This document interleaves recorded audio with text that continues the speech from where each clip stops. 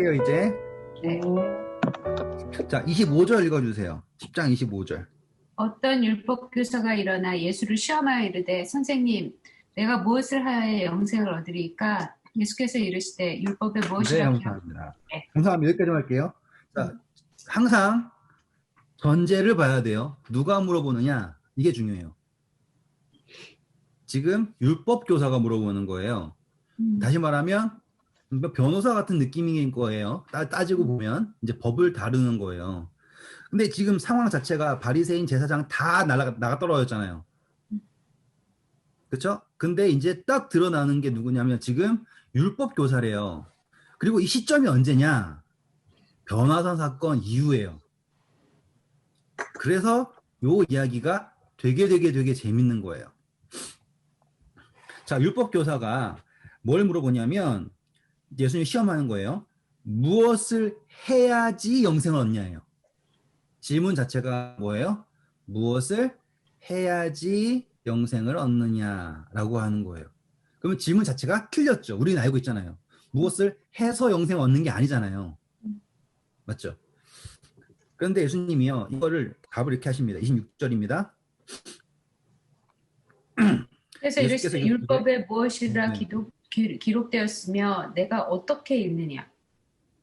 네, 예수님이 아주 지혜롭게 답하신 거예요. 율법에 뭐 어떻게 기록되어 있고 그리고 너는 이것을 어떻게 읽느냐라고 얘기하는 거죠. 그러면은 상당히 지혜로운 대답이고요. 또 실질적으로 우리에게 주어진 질문이기도 해요. 성경에 어떻게 기록되어 있습니까? 그리고 우리는 그 성경을 어떻게 읽습니까? 생각해 보잖아요. 그럼 우리 멋대로 읽죠. 뭐 저도 제 멋대로 읽겠지만 다 멋대로 읽는 거예요. 왜 원하는 건 챙기고 싫은 건 덮어놓고 이런 식이잖아요. 성경을 본다는 것 자체가. 그렇기 때문에 이 질문의 핵심은 뭐냐면 너는 정말 그 성경을 성경대로 읽고 있느냐라는 질문도 되고요. 그리고 그 판단의 기준에 너가 있지 않느냐라고 하는 얘기도 되는 거예요. 그래서 예수님이 말씀하시기 어려운 거예요. 뭐가 어려워요? 뭘 얘기해도 판단 기준이 누구예요? 이 사람인 거예요. 네. 그러니까는 이 대답 자체가 내가 뭘 얘기해도 판단은 너가 할 거 아니냐? 율법도 너가 판단하는데 이런 뉘앙스입니다. 그랬더니 이 사람이 난 이제 법을 잘 안다라고 생각을 하면서 대답을 하는데 요약절을 얘기하죠. 27절 읽어주세요. 대답하여 이르되 내 마음을 다하며 목숨을 다하며 힘을 다하며 뜻을 다하여 주 너희 하나님을 사랑하고 또한 내 이웃을 내 자신과 같이 사랑하라 하였나이다. 대답은 잘했는데. 네, 네, 지금 딱 뭐라고 얘기하니까 아주 뭐라고 할까요? 정답을 얘기하죠. 그렇죠? 근데 예수님도 똑같은 정답을 하셨어요. 마태복음 22장, 죄송합니다. 누가복음 10장, 왜 말이 꼬여서 죄송해요. 마태복음 22장. 마태복음 22장 35절부터 40절까지 읽어주세요. 그 중에 한 율법사가 예수를 시험하여 묻되 선생님 율법 중에서 어느 계명이 크니까? 예수께서 이르시되 내 마음을 다하고 목숨을 다하고 뜻을 다하여 주 너희 하나님을 사랑하라 하였으니 이것이 크고 첫째 되는 계명이요 둘째도 그와 같으니 내 이웃을 내 자신과 같이 사랑하라 하셨으니 이 두 계명이 온 율법과 선지자의 강령이니라. 먼저 대답하셨구나.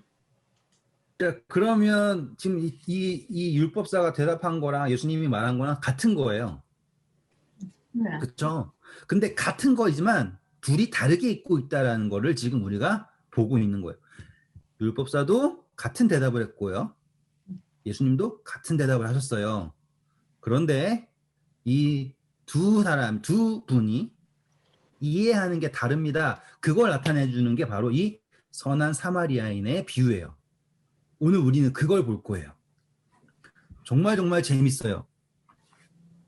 그리고 이 사마리아의 비유를 제가 계속 이렇게 펼치기 시작하는 건요. 거기 안에 많이 있기 때문에 펼치기 시작하는 거예요.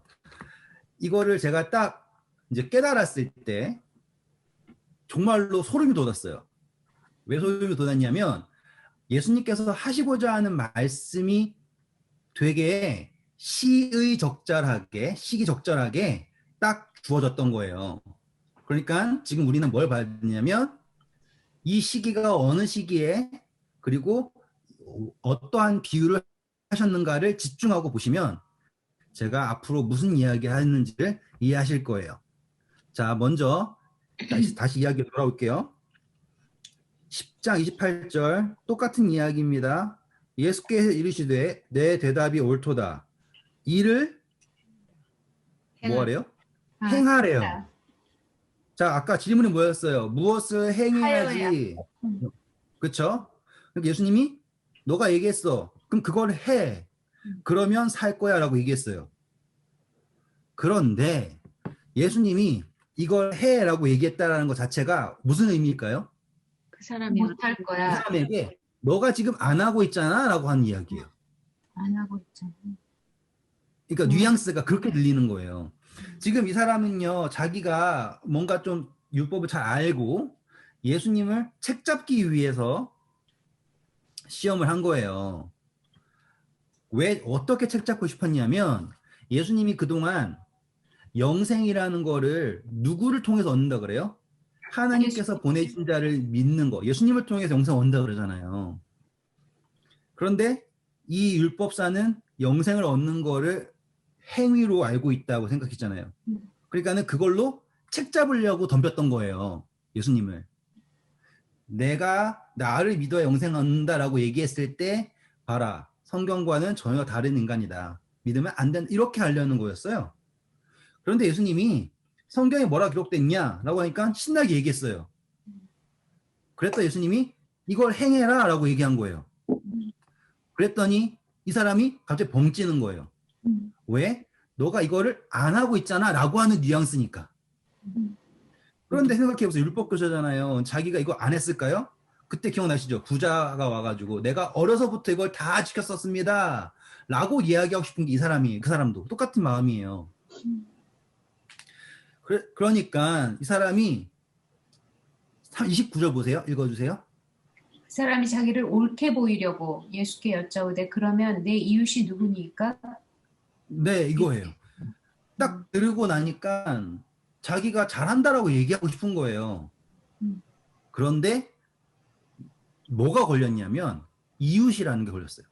하나님 사랑한다라는 거는 자기가 한다고 생각을 해요. 근데 뭐가 걸린 거예요? 이웃을 사랑한다라는 거에는요, 의문이 든 거예요. 스스로가. 똑같이 그 부자 법관에게 너에게 한 가지 부족한 것이 있으니 내 재산을 팔아서 가난한 자에게 줘라 라고 하니까 획 떨어졌잖아요. 그쵸? 마지노선에 걸린 거예요. 똑같은 거예요. 이 사람도요. 뭔가 자기가 하나님 사랑한다 생각했어요. 또 이웃도 사랑한다 생각했어요. 그런데 걸리는 게 뭐냐면 어디까지가 이웃이지? 이거예요. 아시겠죠? 이 사람의, 그러니까 예수님이 간음하다 잡혀온 여인한테 했을 때 땅에 쓰셨잖아요. 그쵸? 그 땅에 쓴 게 뭐 대단한 건 아니에요. 근데 그게 그 다니엘서에 나온 것처럼 메네메네 테케 우바르심 그런 느낌처럼 사람들 마음을 울리는 거예요. 가책을 느끼게. 지금 예수님의 질문 역시도 이것을 행하라, 그리하면 살리라 라고 했을 때 그 사람 속에서 가책이 딱 들었어요. 그게 뭐냐면 이웃의 사랑이에요. 이웃 사랑. 그런데 그 사람은 뭐예요? 율법사예요. 변호사 같은 거잖아요. 그러면 제일 잘하는 게 뭐예요? 정당화. 그러니까 이 사람은 정당화를 시키고 싶은 거예요. 내가 누군가를 잘 사랑하지 않았다면 그거는 내 이웃이 아니기 때문이다. 이렇게 가는 거라고요. 그래서 그 정의를 되물어요. 자, 그러면 내 이웃은 누구입니까? 예요. 그러니까는 재밌잖아요. 이웃이 누구입니까? 아니에요. 내 이웃은 누구입니까? 예요. 그렇다면 예수님이 대답을 하면 나는 답할 수 있고요. 아시겠죠? 대답을 못하면 이제 토론이 들어가는 거죠. 그때 예수님이요. 아주 유명한 이야기를 하시는 거예요. 저도 이게 정말 유명한 이야기인지 아닌지 몰라요. 하지만 근데 당시에 이 유대인들은 이 160개가 넘는 자기네들이 만든 조항이 따로 있었어요. 지금도 있대요. 그래가지고 그 조항을 어떻게 지키느냐에 따라서 뭐 이제 나오는 거죠. 근데 하나님께서 주신 계명은 10계명밖에 없지만 뭐 제사법도 따로 있지만요. 그거를 쪼개가지고 막 늘려놨잖아요. 160개 넘게를. 그러면서 이 사람들이 뭘 하기 시작했냐면 법리를 해석하기 시작해요. 그거를 제일 잘하는 사람들이 지금 이슬람 사람들이요. 이슬람 사람들이 어떻게 해요? 여자들이 옷 다 가리잖아요. 그런데 그 여자들 집에 가서 그 까먹은 거 제끼면 어떤지 아시죠? 금치렁치렁이에요. 금치렁치렁. 어마어마하게 꾸며요. 겉에만 까맣지 속에는요 어마어마해요. 인도에도요 무슬림도 여자 다니잖아요. 그러면은 그, 그 지나다니면 속에요 막 쩌렁쩌렁쩌렁 다녀요. 그러니까 법리인 거예요. 그리고 제가 전에 말씀드렸잖아요. 간음하면 안 된다라고 하니까 뭐예요? 결혼하고 이혼하고 결혼하고 이혼하고. 그쵸? 그게 그 사람들이 해석을 하는 거예요. 그리고 이거는 익히 아시는 이야기지만 미국에서 유대인들이 그 슈퍼볼 같은 거 보고 싶으면은 어떻게 하는 줄 아시죠? 안식일에 하면은 안 되잖아요. 그거 사면은. 그래가지고 자선단체를 해가지고 자선단체가 사기 해가지고 가서 봐요. 그러니까는 그거를 해서 그래서 유대인들이 변호사가 그렇게 많은 거예요. 왜? 그렇게만 머리를 돌렸으니까. 그러니까 어떻게 하면은 법을 피해가는지만 연구하는 게 유대인들의 그 시작이에요. 율법주의의 시작. 그러니까는 무슬림도 그렇고 유대인도 그렇고 뭘 하냐면 법의 본질을 몰라요. 그냥 법을 피해가기만 하면 돼요. 그리고 법을 누구를 위해 쓰냐면 남을 누르기 위해 쓰는 거예요. 그래서 이제 공부하다 또 나오겠지만은 이제 고르반이라고 하는 게 있어요. 그게 뭐냐면 내가 재산이 많아요. 그러면 나에겐 어떤 의무가 있냐면 부모를 봉양해야 할 의무가 있어요. 그런데 그 재산을요 고르반이라고 해서 하나님께 바쳤다고 선언을 해버리는 거예요. 그러면 그걸 가지고 부모를 봉양할 의무가 없어지는 거예요. 왜? 이건 하나님께 바쳤으니까. 그런데 그 고르반이라고 하는 거는요 언제 바치는 건 정해지지 않아요. 아시겠죠? 이게 언젠가 하면 되는 거예요. 그러니까 그동안 자기가 막 쓰는 거고 부모조차 봉양하지 않으려고 하는 유대인들. 그게 이제 고르반이 나오는 거거든요. 이따가 나중에 공부할 거예요. 후보에 나와요. 그러니까 그만큼 법리를 해석하려 해서 하는 게 그 사람들이야. 요 정도 이해하시면 돼요. 그런데 그런 이야기들 중에서 유명한 이야기가 있어요. 그게 이 사마리아인의 이야기래요. 저는 뭐 이게 유명했는지 안 유명했는지는 몰라요. 근데 공부하다 보니까 나왔어요. 그런데 제가 이거를 이제 수많은 뭐 주석들 보고 했을 거 아닙니까? 근데 이해가 안 가는 거예요. 이 이야기의 목적 자체가 주석에 나와 있는 거가 이해가 안 가요. 왜 이해가 안 가냐면 제가 그래도 법학을 했잖아요. 근데 법학을 했을 때 지금 이 사람들이 어떠한 죄를 범하고 있는가라고 하는 거를 봐야 되거든요. 그런데 여기에서 나오는 건 뭐냐면 선한 사마리아인의 법 들어보셨어요 혹시? 못 들어보셨어요? 이제 법학을 공부하잖아요. 그러면 형사법 시험에서 무조건 나오는 게 이 선한 사마리아인의 법이에요. 그게 이제 판례법에 대해서 되게 많은 이야기 나오는데 이제 미국에서요. 이제 뭐 한 거기에서 길가에서요. 밤에 강도가 만난 거예요. 그래가지고 다 뺏기고 이제 거의 반주검이 됐어요. 그런데 그 마을 사람 아파트 단지 한가운데서 그랬는데 아무도 안 나와서 안 도와준 거예요. 그래가지고 죽지 않아야 될 사람이 죽었어요. 이제 그런 케이스가 돼가지고 뭐 프랑스에도 나오고 미국에도 나오고 그래서 선한 사마리아인의 법이 등장한 거예요. 도와줄 수 있는데 도와주지 않아서 죽게 된 거. 근데 그것에는 책임이 있는가 없는가예요. 음, 예. 그러니까는 이제 그거 가지고서 이제 형사법 시험에서 엄청나게 많이 쓴단 말이에요. 근데 그게 여기거든요. 근데 음, 여기에서의 지금 질문은 다른 해석들은 다 어떻게 되냐면 누가 이웃인가라고 하는 것에만 집중한단 말이에요. 음, 근데 그렇게 되면 어떤 의미가, 그러니까 어떤 이제 문제가 생기냐면 제사장하고 사마리아인 둘만 나오면 돼요. 왜냐하면 레위인이 나올 필요가 없어요. 지금 등장인물 자체가요, 필요 없는 인물이 등장하는 거예요. 그리고 여관 주인도 나올 필요가 없어요. 그런데 예수님의 이야기를 보면 도와주는 게 이웃이다라고 하는 게 목적이잖아요. 자, 그럼 여러분 선한 사마리아인처럼 우리 아픈 사람들을, 불쌍한 사람들을 도와줍시다. 그게 이웃입니다. 라고 하는 논리가 나오려면 아시겠죠? 이 네 명의 등장인물이 다 네 명이 아니죠. 네 캐릭터, 강도만 하나 떼고요. 제사장, 레위인, 선한 사마리아, 사마리아인, 그리고 여관주인. 여관주의. 아시겠죠? 이렇게가 등장할 필요가 없단 말이에요. 다시 말해서 이 이야기는 남을 도와주는 거가 좋은 겁니다 라고 하는 거 이야기하는 게 아니라요, 어떠한 법리를 말하고 있는 거예요. 제가 오늘 그걸 말씀드리고 싶은 거예요. 그게 어떤 이야기냐면 등장인물이요, 그냥 불특정한 인물이 아니에요. 캐릭터가 직업으로 정해져요. 직업이 뭐예요? 제사장, 레위인, 그리고 사마리아인은요 뭐예요? 그 법에 저촉받지 않는 인물, 이방인. 요 이해되시죠? 네. 자, 그러면 이 장면을 한번 분석을 해볼게요. 이게 제가 법 쪽에 재능은 없어요. 그러니까는 떨어졌겠죠. 그런데 이게 배운 게 있어가지고 그런지 이걸 보면은 그렇게 분석을 해요. 좋아요. 네, 근데 그게 도움이 돼요. 성경 공부할 때 저에게 엄청나게 도움이 됐어요. 남들은 그냥 쭉 읽을 때 저는 그걸 분석을 하게 되니까. 보시면 이제 장면이 이제 시작을 하는데 뭡니까? 30절 보세요.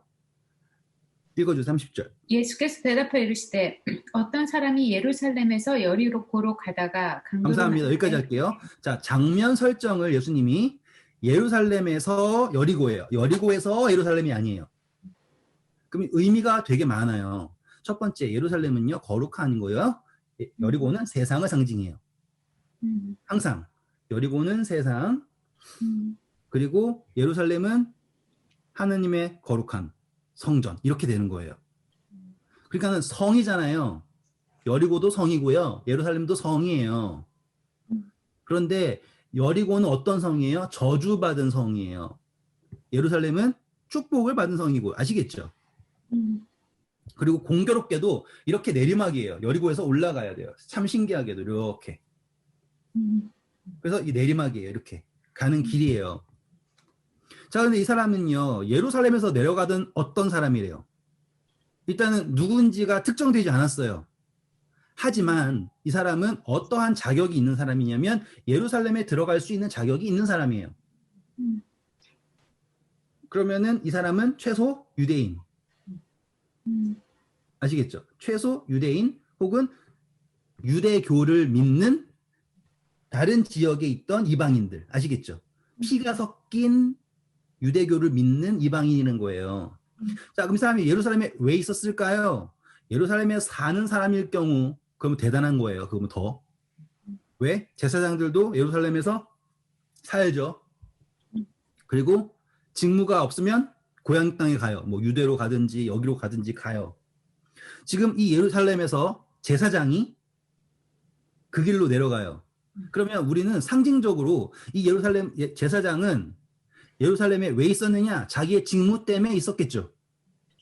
그런데 어디로 갑니까? 여리고성으로 가고 있는 거예요. 상징적으로도 되게 재밌어요. 어디로 향하고 있다? 세상으로 향하고 있는 제사장이라는 의미가 나와요. 아시겠죠? 지금 다 내려가고 있는 사람들이에요. 그리고 지금 이 사람은요, 강도 맞는 사람은요, 지금 여리고로 내려가다가 강도를 만났는데 강도들이요. 뭐까지 했어요? 옷까지 벗겼어요. 그래서 성경에서 옷을 벗겼다라고 하는 거가 상징하는 것들 엄청나게 많아요. 그래서 예수님도 돌아가실 때 옷이 벗겨지죠. 네? 그리고 우리가 그때 공부했던 것처럼 스가랴에서 나온 것처럼 스가랴서에 나온 것처럼 더러운 옷이 벗겨지죠. 그렇죠?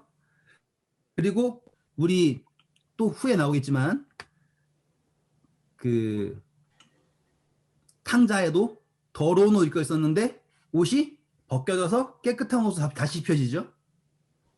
근데 지금 여기서는 지금 강도에 의해서 옷이 벗겨지고요. 거의 죽게 됐어요. 상황이. 그때 누가 등장하냐면 제사장이요. 31절이에요. 그 길로 내려갑니다. 맞죠? 그러면 예루살렘에서 여리고로 내려가는 거예요. 그것 자체도 질문인 거예요. 그렇죠? 그런데 보고 어떻게 합니까? 피하여 지나. 자, 그러면 이거에 대해서 우리는 뭘 봐야 되냐면 어떻게 저 사람 나쁜 사람이다. 왜 안 도와줬어? 라고 생각할 수 있어요. 그런데 지금 이거는 누가 질문한 거냐면 율법사가 질문한 거예요. 그러면 법적으로 책임이 있는가라는 질문인 거예요. 그래서 레위기서 21장 읽어보실래요? 레위기서 21장 1절, 2절 보세요. 178페이지.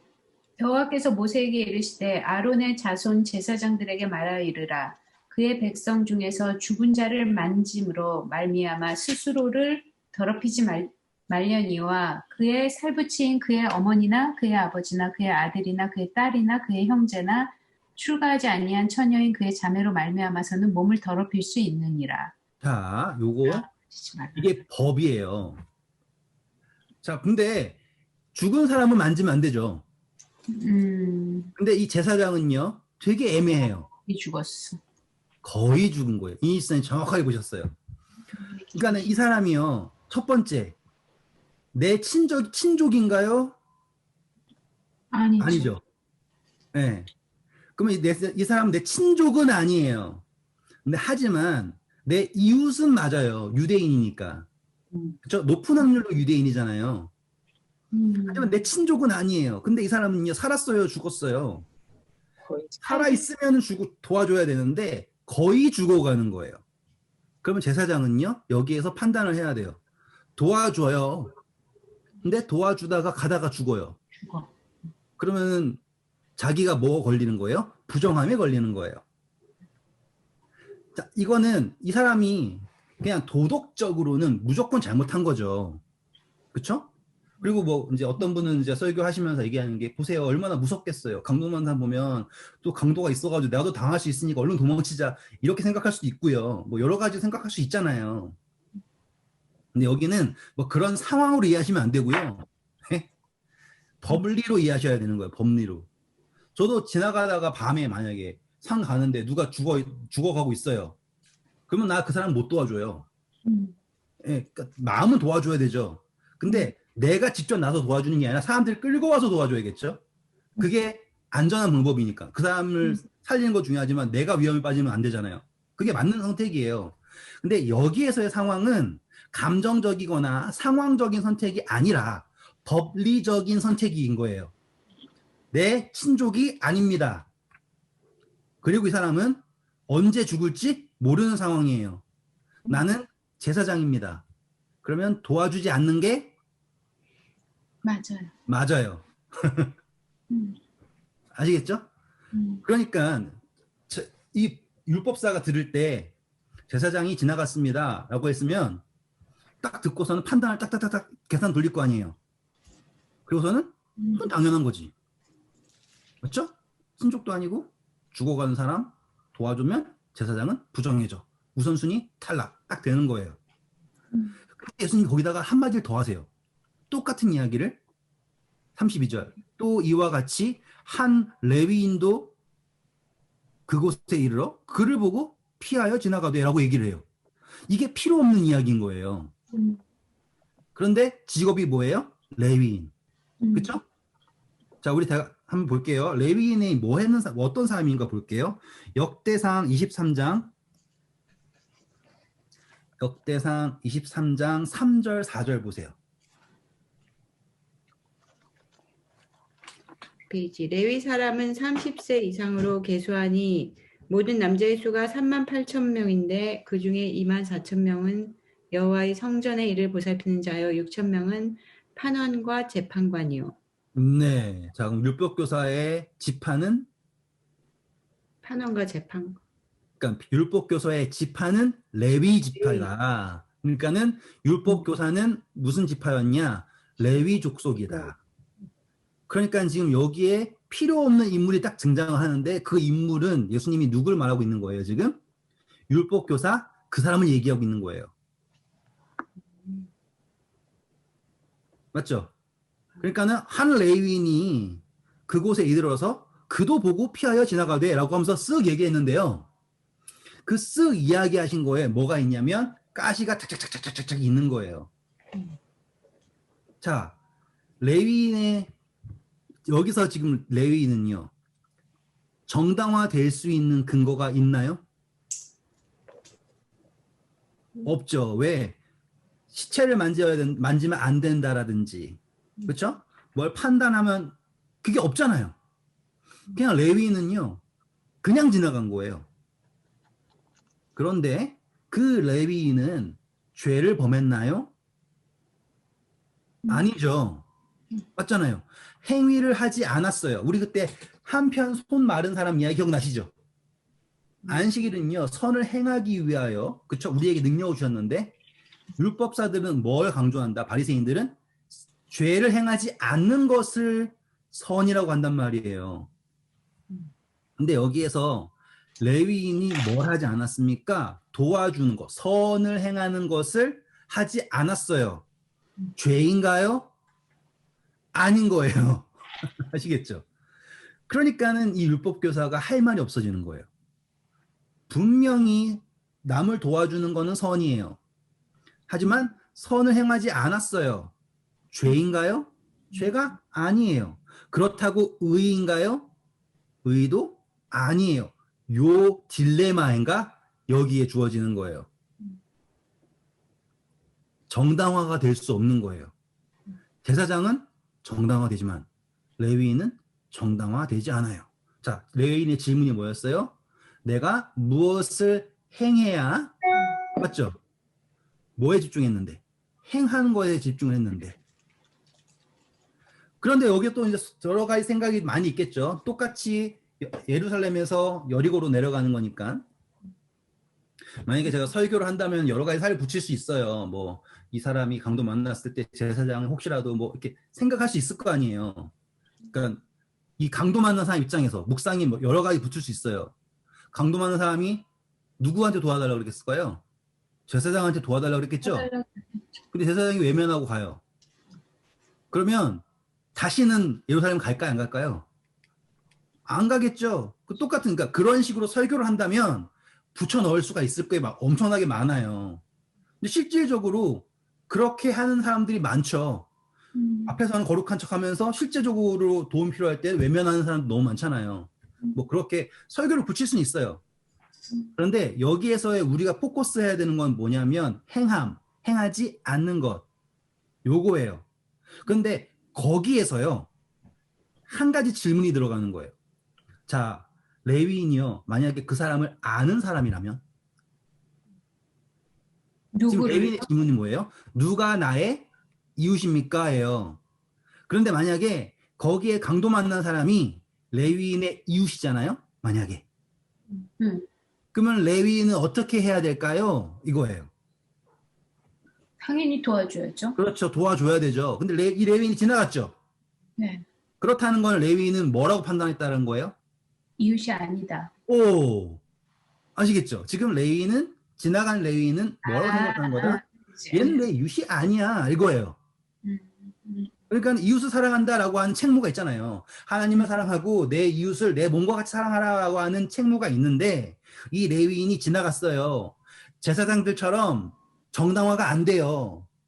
근데 이 사람은 분명히 이 강도 많은 사람은 분명히 예루살렘에서 가는 길이에요. 분명히 형제예요. 이웃일 거라고요.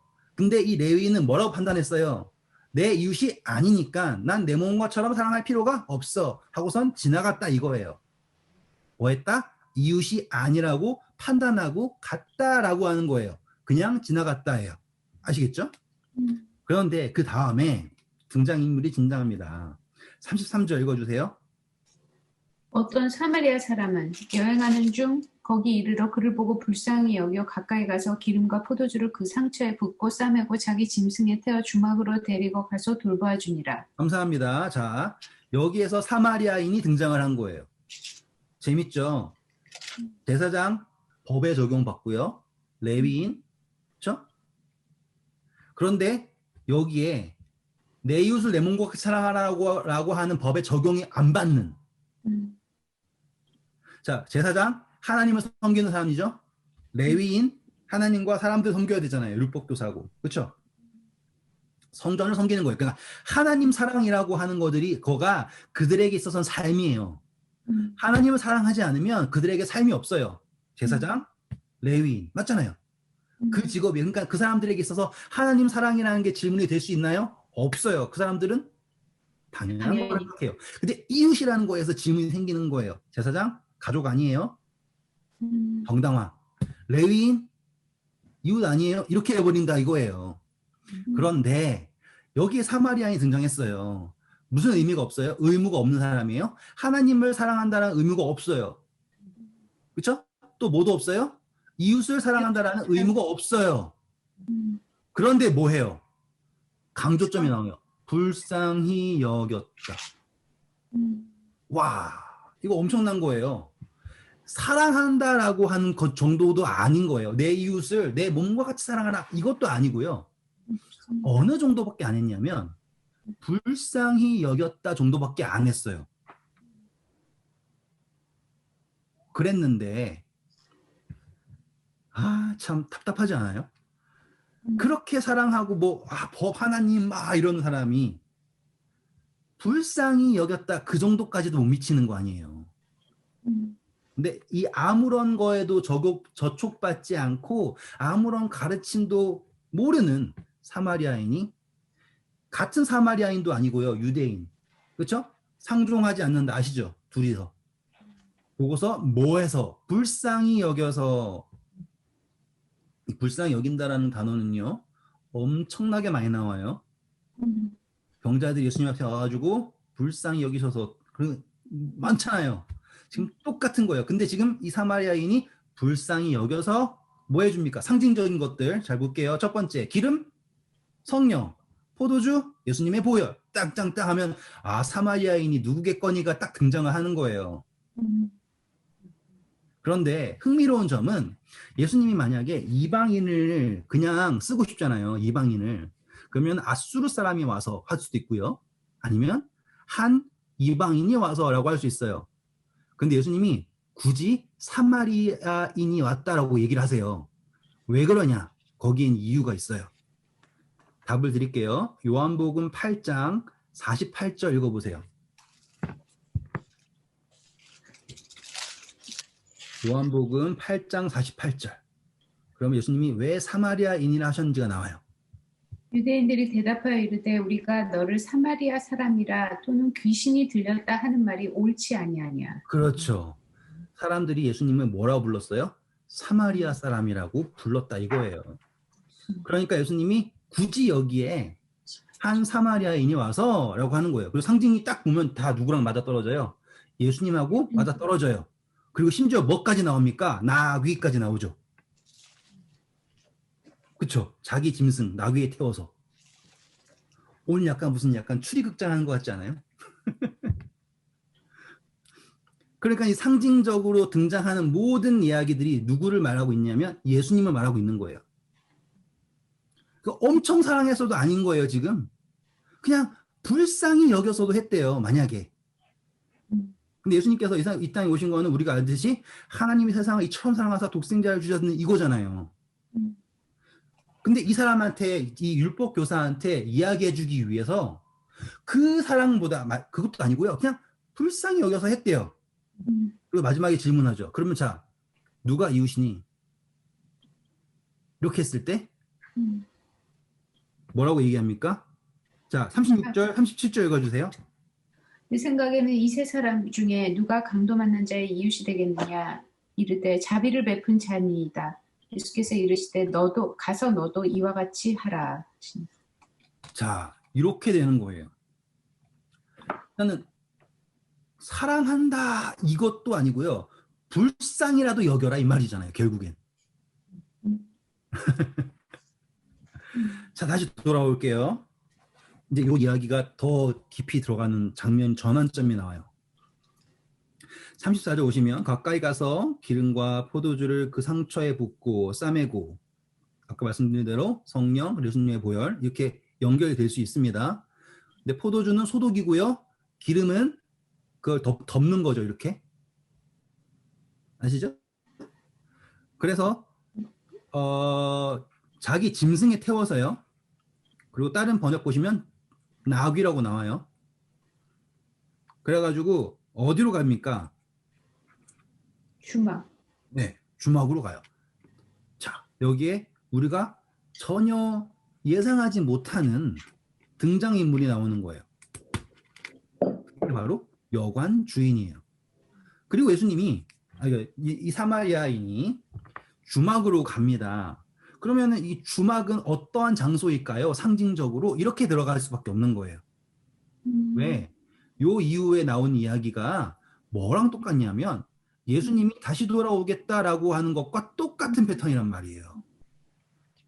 그러면 예수님이 다시 돌아오겠다라고 약속하신 곳은 어디일까요?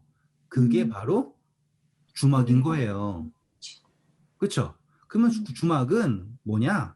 예루살렘 혹은 교회 이렇게 되는 거예요.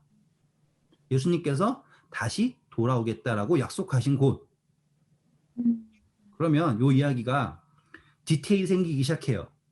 예수님이 예루살렘 입성하실 때 뭐 타고 입성하십니까? 나귀. 나귀를 타고 입성하세요. 이제 보이시죠? 그리고 나서 정말로 피, 기름, 포도주, 기름 부으셨어요. 그리고 죽어가는 우리 죄인들을 살리셨죠?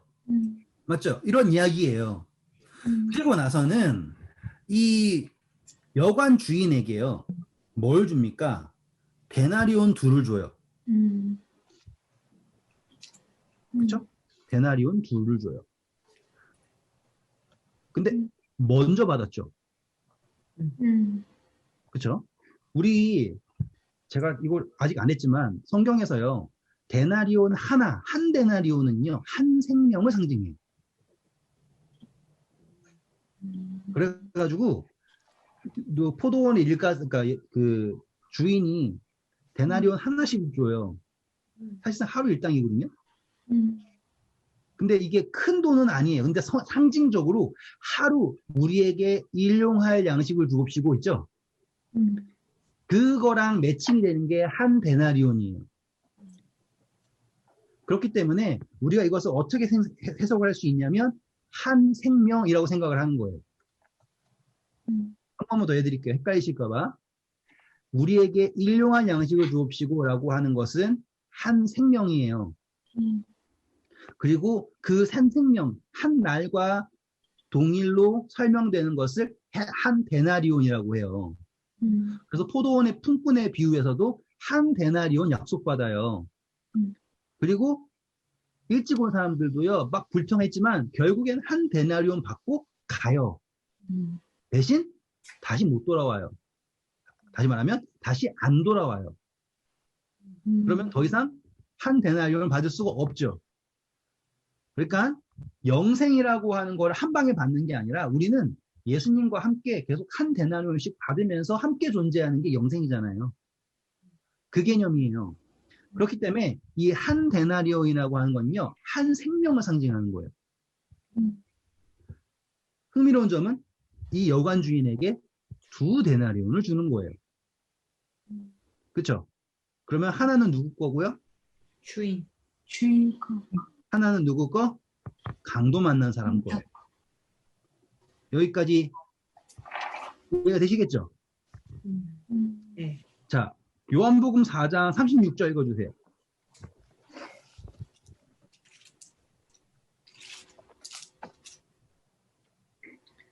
거두는 자가 이미 삭도 받고 영생에 이르는 열매를 모으나니 이는 뿌리는 자와 거두는 자가 함께 즐거워하게 하려 함이라. 네, 보시면 삭을 이미 받았다예요. 뭐 이거 가지고서는 이제 뭐 원어를 공부하시는 분들은 이게 뭐 헬라어 문법상 뭐 현재 어쩌고저쩌고 하면서 막 지금 받고 있는 중이다 이렇게 설명하시는 분도 있어요. 저는 그렇게까지 저는 이게 구원을 받았다는 건 줄 알았어요. 뭐 이건 아직까지 제가 헬라어를 더 연구해 봐야 될 문제지만 제가 성경을 전체적으로 봤을 때요. 우리는 영생을 약속을 이미 받은 걸로 사는 거예요. 그러니까 네, 그렇죠. 우리는 이미 받았다라고 생각을 해야지 우리의 삶이 성립이 돼요. 그렇죠? 그렇기 때문에 이미 삭을 받았다라고 하는 게 저는 오히려 맞다고 생각을 해요. 우리가 받고 있다라고 해석을 하게 되면 되게 애매해져요. 그러니까는 받았다라고 하는 걸 저는 맞게 생각을 해요. 그리고 역시 여기도 지금 여관 주인이요. 받았죠? 그렇죠? 그런데 이 받았다라고 하는 게 성립이 되냐가 중요한 거예요, 이제. 이 받은 게 무엇을 조건으로 받은 거예요? 돌봐주는. 그렇죠. 자, 이 여관 주인은요, 어떠한 민족인지가 안 나와요. 유대인인지 뭔지도 안 나와요. 대신 뭐가 있냐면 직업이라는 게 있어요, 이제. 그리고 이 직업 어떤 직업이냐면 직업윤리라는 게 등장해요. 돈을 받았죠? 그러면 뭐예요? 그렇죠. 그 돈을 받은 만큼 해야 해요. 자, 그러면 재밌는 거는 이 여관 주인이 이 강도 만난 사람을 돌보는 건요. 어떠한 동기로 하는 거예요? 의무. 그냥 사랑 없이. 맞아요. 네. 사랑이 없지만 없어도 뭐로 해야 되는 거예요? 의무로 해야 돼요. 돌보는 게. 되게 흥미로운 거예요. 자, 이제 제가 이거를 정리를 쫙 해드릴게요. 그럼 그것도 사랑 없이도 돌보는 게 중요한 거잖아요. 그죠? 인정받잖아요. 그죠? 그러니까 제가 그렇게 좀 기다리세요. 그걸 정리를 해드릴게요, 이제. 지금 내 이웃은 누구인가라고 했잖아요. 그쵸? 근데 앞에 등장했던 건 뭐예요? 사랑해라 이거잖아요. 엄청나게 대단한 거예요. 그쵸? 그런데 결과론적으로 나타난 건 뭐냐면 불쌍히 여긴다 이 정도밖에 없어요. 그런데 그 다음에 등장하는 건 뭐예요? 불쌍히 여긴 것도 없어도 돼요. 뭐로 하는 거예요, 지금? 의무로도 하는 거예요. 돈 받았잖아. 그러면 돈값이라도 해야지. 이 정도예요. 그러니까는 그 요구 사항은 똑같은 거죠. 이 강도 만난 사람을 돌보는 거예요. 요구 사항은 똑같은 거예요.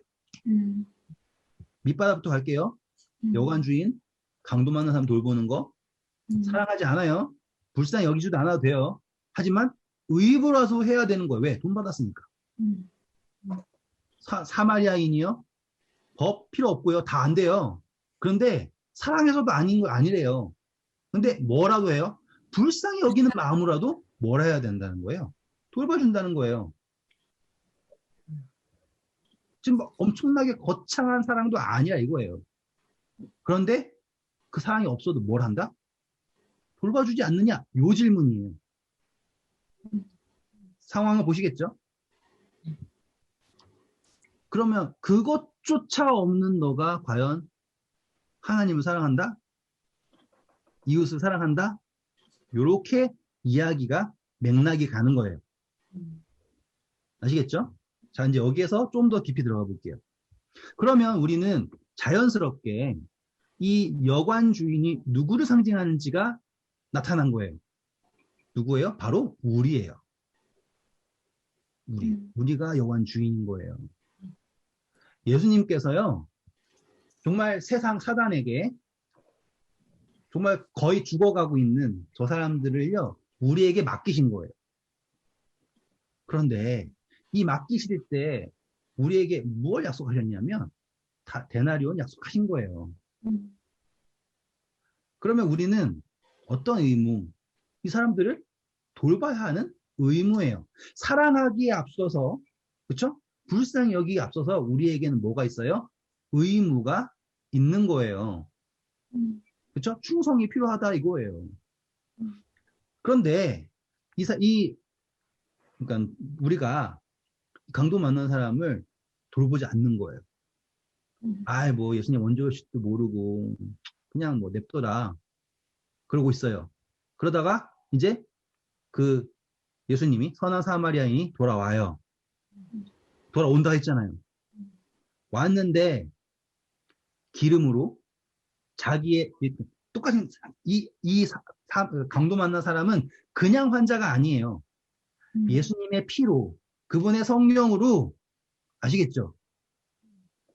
구원한 존재란 말이에요. 근데 그 존재가 전혀 케어받지 않고 반죽음 상태로 그대로 있다면 사마리아인은 예수님은 와가지고 그 여관 주인에게 무엇을 요구할 권리가 있습니까? 데나리온 돌려내라고. 네, 맞아요. 지금 그게 이 이야기의 핵심이에요. 분명히 이 제사장을 포함한 모든 유대인들은요, 하나님에게 뭘 받은 거예요? 약속을 받은 거잖아요. 그리고 복음을 전해야 할 책무가 있어요.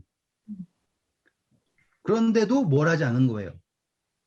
자기네만 먹고 사는 거잖아요. 배불리고 나는 의인, 너는 죄인 이렇게 한단 말이에요. 그럼 예수님이 다시 오실 때 너희들에게 준 데나리온 다시 돌려달라고 할 권리가 있는 거예요. 아니라고 얘기할 수도 없고. 그러면 요 이야기가 한 세트가 보이시죠 이제? 내 이웃을 내 몸과 같이 사랑하라. 대체 내 이웃이 누구예요? 그 이웃을 안다라는 게 중요한 게 아니라 정말로 사랑할 수 있니? 너는 불쌍히 여기지도 않고, 그렇죠? 의무가 있음에도 그것도 하지 않으면서 요 이야기가 가는 거죠. 그러면서 예수님께서 마지막으로 결론을 내리시는 거예요. 36절입니다. 내 생각에는 이 세 사람 중에 누가 강도 만난 자의 이웃이 되겠느냐라고 얘기를 해요. 자, 요거 질문이 뭐랑 달라요? 29절에 나온 질문과 달라요. 29절은 그러면 내 이웃은 누구입니까요? 그렇죠. 근데 질문이 달라요. 예수님은 누가 강도 만난 사람의 이웃인가요? 엄청나게 다르죠. 그럼 내 이웃은 누군가요? 내가 이렇게 하려고 하잖아요. 예수님은 너가 과연 누구의 이웃이 될 수 있니? 이것은 내 이웃을 내 몸과 사랑하라 라고 하는 것은 나한테 잘해주고 내가 마음에 드는 사람들을 내 이웃 생각해가지고 그 사람들한테 잘해준다라는 게 아니라 너가 그 사람들에게 뭐가 되어야 한다? 이웃이 되어야 한다. 사마리아인이 유대인도 아니지만 뭐 했으므로 불쌍히 여겨서 도와줬으므로 그 강도 만난 사람이 제사장을 이웃이라고 안 하고요. 레위인을 이웃이라고 안 하고요. 누구를 이웃이라 한다고요?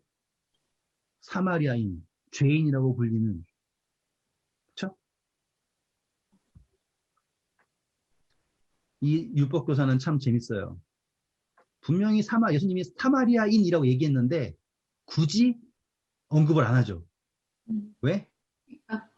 사마리아인이 이웃이다라고 하면 자기 기생이잖아요. 그러니까는 불특정으로 만들어 보이는 거예요. 자비를 베푼 사람입니다. 아주 베베꼬죠. 근데 똑같은 것 같아요. 오늘 우리가 믿는, 그러니까 우리가 믿는 모습도 이렇게 베베베베 꼬인 것 같아요. 제가 저를 봐도 베베베베 꼬여 있어요. 기도를 많이 해야 되고 또 그것을 극복하기 위해서 노력을 해야 되는 것 같긴 해요. 그런데 실질적으로 예수님께서 우리에게 요구하시는 게 뭐예요? 최소 의무라도 충성해야 해요. 의무라도.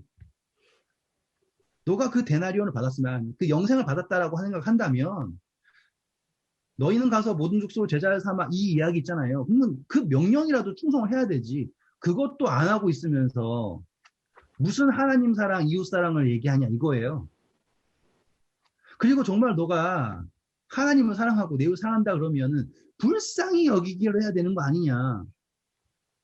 근데 불쌍히 여기나요? 아니에요. 얼마나 우리의 시선은 우리밖에 몰라요. 이렇게 아주 제가 선교를 하면서 차이가 생긴 게 뭐냐면, 그전에는요, 제 삶이 너무 비참한 거예요. 그러니까 제 삶이 부족해서 비참한 게 아니라요.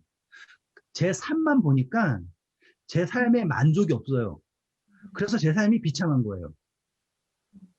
근데 비참한 그 수준이 얼마나 유치하냐면, 아, 딴 애들 다 여자친구인데 나 왜 여자친구 없지?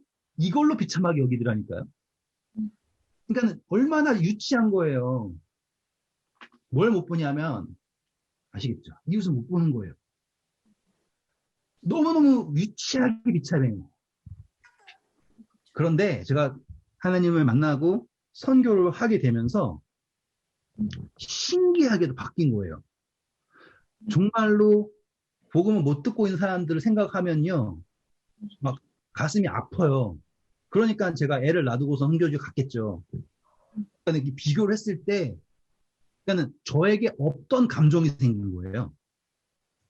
저는 그러니까 불효자는 웁니다, 그런 얘기가 맞는 게, 불효자예요. 어쩔 수 없어요. 뭘 못 느끼냐면 부모님이 저를 위해서 고생하셨고 힘드신 거 있죠. 그걸 못 느껴요. 그러니까 그 정도로 공감 능력이 없어요. 그러면 하나님에 대해서는 공감할까요? 없어요. 그런데 제가 자식을 낳으니까, 야, 엄마 아빠가 이렇게 고생하셨는데, 이게 공감이 생겼어요. 같은 이야기가 뭔지 아세요? 제가 선교를 하니까요, 공감이 생겨요. 따지고 보면요, 지금 그리스도인들이 뭘 못하냐면요, 전혀 공감을 안 하고 사는 거예요. 그러니까 성경이 익혀지지가 않는 거죠. 그냥 헛소리만 하는 거예요. 그냥 어버이날에만 편지 써가지고 감사합니다, 저를 낳으시고 뭐 어쩌고저쩌고 얘기하는데, 실질적으로 그건 아예 없는 거예요. 아예 없는 거. 근데 제가 애를 낳으니까 그 감사가 와 올라오는 것처럼, 뭐 다른 경험이 있어야겠지만, 하나님에 대해서 공감하는 건요, 똑같은 거예요. 자식을 낳아야 되는 거예요. 영적인 자식. 하나님의 사랑이 어디로 흘러가는지를 경험을 하면요, 나에게 없던 감각이 생기는 거예요. 그러니까 그게 영성이에요. 성경 겁나게 잘 푸는 게 영성이 아니라 하나님의 감정을 공감하는 게 영성이에요. 그러니까 제가 선교지에서 그걸 배운 거예요. 그리고 그걸 되니까 그냥 성경이 그냥 읽혀지는 거예요. 공감이 되니까.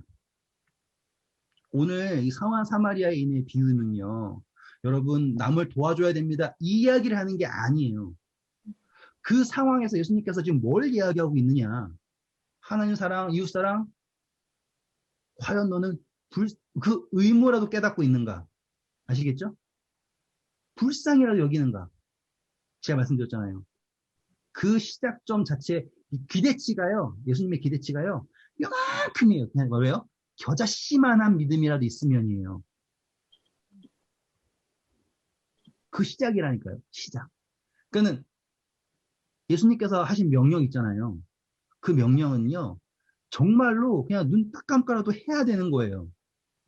안 하잖아요?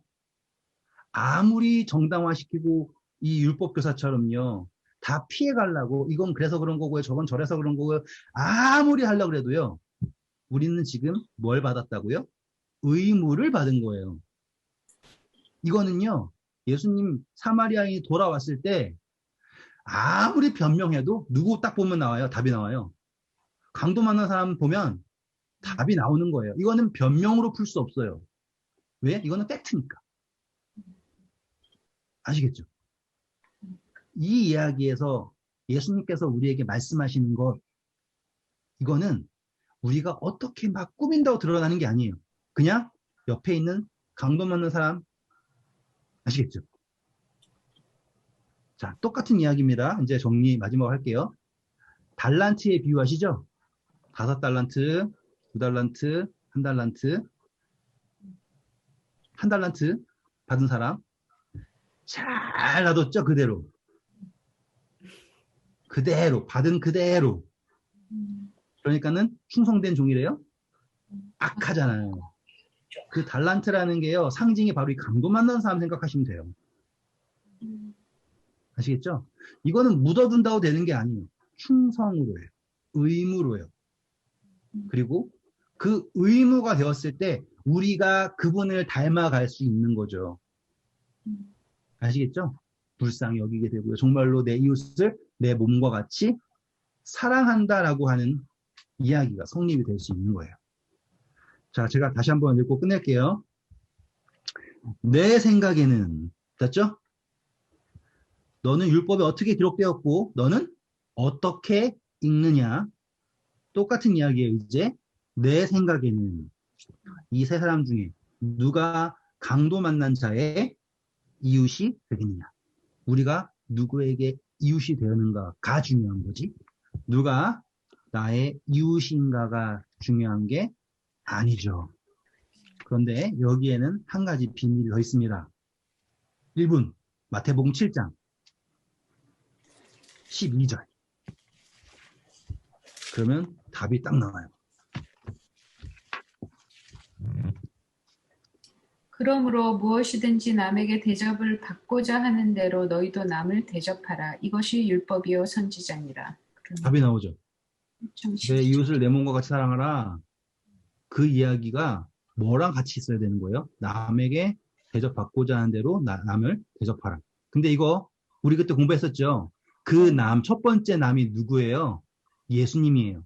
예수님이 나에게, 아시겠죠? 해달라고 나에게 해줬으면 좋겠다는 걸 그대로 누구에게 하라고요? 이웃. 예수님은 모르는 이웃에게 하라는 거잖아요. 자, 지금 내가 저 강도 만난 사람을 돕지 않잖아요. 그러면 내가 강도 만났을 때 나에게 선한 사마리아이신 예수님이 오시겠는가라고 하는 질문을 가져야 된다 이거예요. 상황 자체가 나는 강도 안 만났어를 당연하게 생각하면 안 되는 거예요. 우리는 다 어떤 사람이에요? 강도 만난 사람이에요. 우리에겐 누가 필요해요? 선한 사마리아인 예수 그리스도가 필요한 거예요. 그렇기에 우리도 누가 되어야 되는 거예요? 남에게 대접받고자 하는 대로 남을 대접하라 라고 하는 그 율법과 선지자의 강령에서 이웃을 내 몸과 같이 사랑해야 됩니다. 11시 딱 맞춰서 끝냈습니다. 선수가 되셨네. 좋은 밤 되시고요. 감사합니다. 저는